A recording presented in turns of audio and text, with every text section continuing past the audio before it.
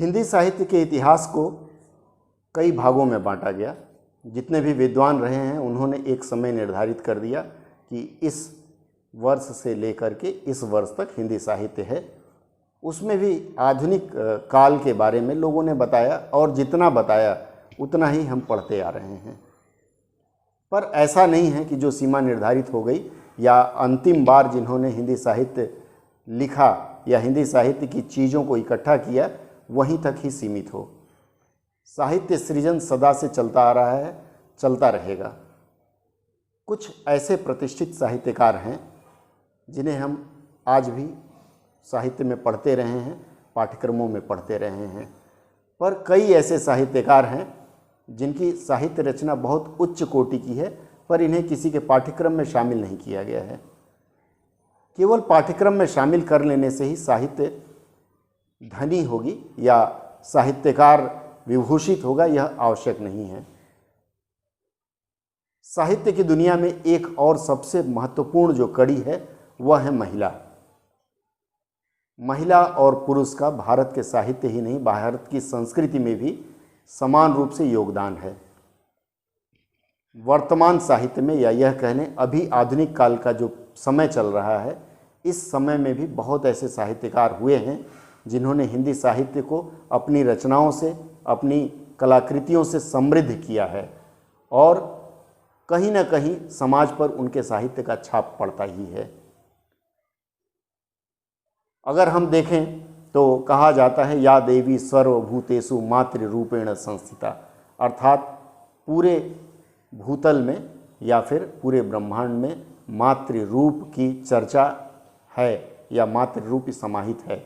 आज का ये कार्यक्रम जो दोस्तों मैं आपके सामने लेकर के आया हूँ, इस कार्यक्रम में हम वर्तमान साहित्य, इसे मैंने समकालीन कहा है। समकालीन अर्थात वर्तमान काल में इस समय के हिंदी साहित्य में महिला साहित्यकारों का योगदान, इस विषय पे हम कड़ी करेंगे, कुछ 2-3-4 कड़ियाँ करेंगे और इसमें हम उन साहित्यकारों से चर्चा करेंगे जिन्होंने इस काल में साहित्य सृजन किया है। उनकी पुस्तकें, उनकी रचनाएं लोग पढ़ते हैं और लोगों को प्रेरणा मिलती है। पहली कड़ी में हमने प्रकाशित किया डॉक्टर इंदु सिंह के बारे में। चूँकि यह महिला साहित्यकारों के बारे में ही कड़ी चलेगी, इसलिए मैं इसमें अपने महिला सहयोगियों या फिर साहित्य प्रेमियों को ही उद्घोषक या के रूप में प्रस्तुत करूंगा और इनसे अनुरोध करूंगा कि वही इन चीज़ों की उद्घोषणा करें। आइए दोस्तों, महिला साहित्यकारों के इस योगदान को जानने के लिए हम आगे बढ़ते हैं। तुलसी, एक औरत सी और एक नारी तुलसी सी, क्षीर सागर में हरि प्रिया जगत जननी, धरती पर माँ, बहन, पत्नी, बेटी, सखी सी। नमस्ते, मैं कुमारी सीमा और आज हमारे चर्चा का विषय है हिंदी साहित्य में समकालीन महिला साहित्यकार के योगदान की।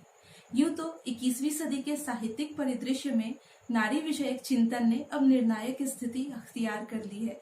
सदियों से हाशिए पर खड़ा यह वर्ग अब चर्चा का विषय बना हुआ है तथा अपनी महत्ता सुनिश्चित कर रहा है। रूढ़ियों एवं परंपराओं के विरुद्ध सतर्कता से विरोध और प्रतिरोध भी जारी है। आइए मिलते हैं ऐसे ही समकालीन महिला साहित्यकार। आप सभी को मेरा नमस्कार।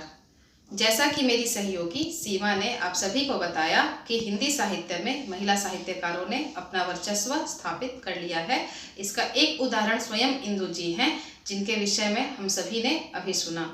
इसी श्रृंखला को आगे बढ़ाते हुए अब मैं आपका परिचय आधुनिक हिंदी साहित्यकार श्रीमती माला वर्मा जी से कराना चाहूँगी।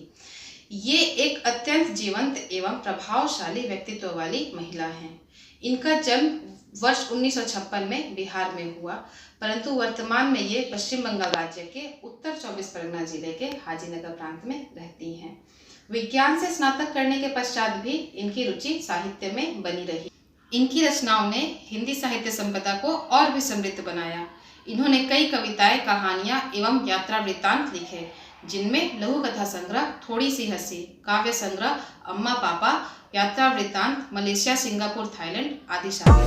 इनके लेखन प्रतिभा के लिए इन्हें साहित्य सम्मान, साहित्य शिरोमणि सम्मान एवं कवि कोकिल सम्मान जैसे कई सम्मानों से सम्मानित किया गया। इन उपलब्धियों के बावजूद भी इनके व्यक्तित्व की विनम्रता एवं शालीनता ज्यों की त्यों बनी रही। आइए अब हम माला जी के साहित्यिक जीवन की कहानी सुनते हैं उन्हीं की जुबानी।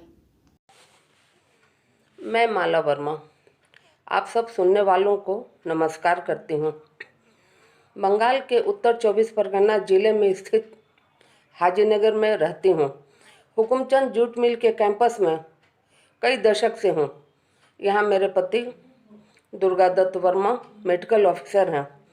लिखने पढ़ने का शौक़ बचपन से था और लेखन की शुरुआत पत्र पत्रिकाओं में प्रतिक्रिया भेजने और फिर कविता से हुई। शादी के बाद बिहार से उठकर बंगाल में आई, वो बंगाल जो खुद में साहित्य का गढ़ माना जाता है। मेरी साहित्यिक रुचि को जैसे पंख मिल गए। एक बार रुकी हुई कलम थामी तो फिर लिखती गई।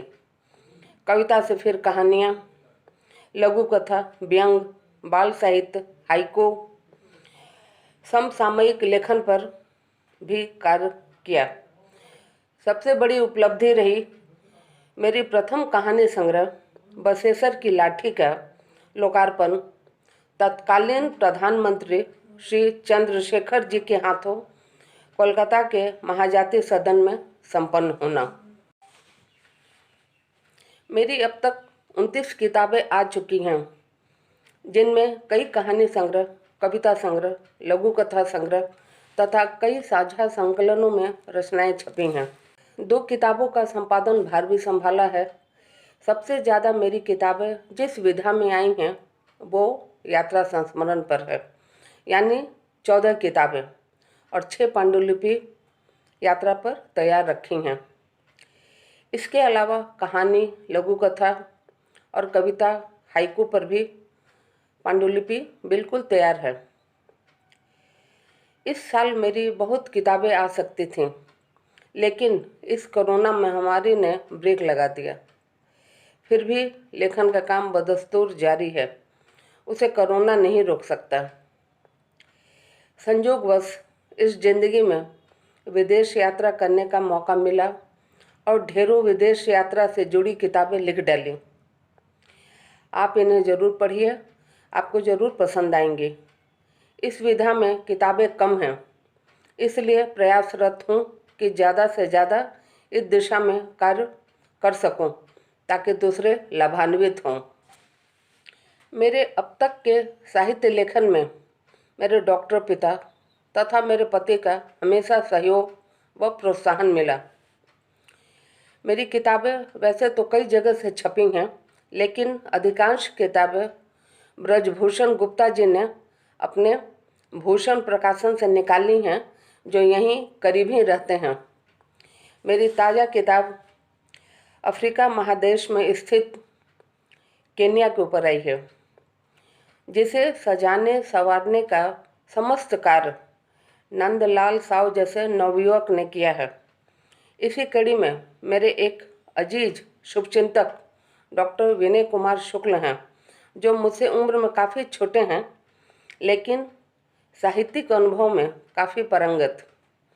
उनका सहयोग मेरे लिए बहुत मायने रखता है। और भी कई लोग हैं जिनका मैं आभार प्रकट करती हूँ।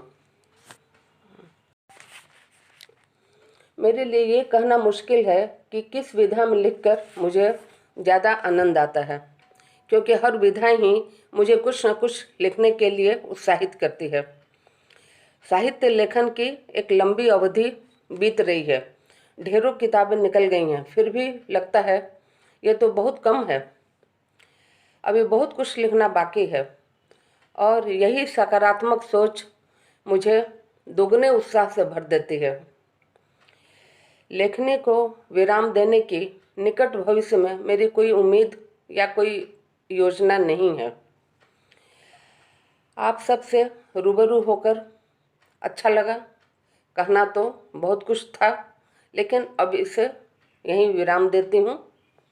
फिर मुलाकात होगी, तब तक के लिए धन्यवाद, नमस्कार, प्रणाम।